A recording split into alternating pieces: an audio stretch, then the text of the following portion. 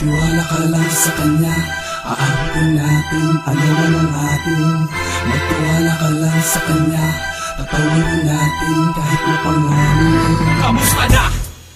Republika ng Pinas, hatid ko ay lakas, isang makatang nangahas na humawak ng mikropono ngayon sa gitna upang isalin sa tula mga bagong salita.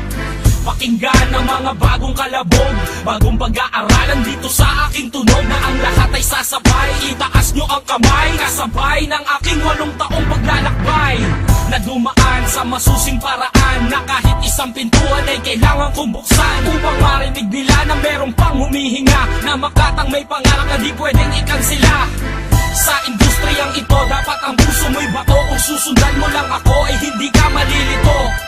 Sa pagtawid sa landas, aking pasasabugin ang hip-hop sa Pinas. Magtiwala ka lang sa kanya, Hindi na tayo tatawid sa magulong kalsada. Dala-dala'y bandera na simbolo'y pag-asa. Kaya natin tong lahat basta't magsama-sama. Magtiwala ka lang sa kanya, Hindi mga kakosa.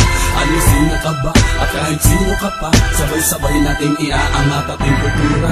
Ngayon na ang tamang panahon upang ipaubayan nyo ang pagkakataon sa may hawak ng microphone. At magtiwala, bubuksan ko na ang diwa ng hindi naniniwala sa musikang merong pag-asa. Tagay ko ang awitin na magpapabago sa inyong palasa na pinaghirapan kong punan. Ngayon pakinggan nyo ang musikang tinututulan ng ilan.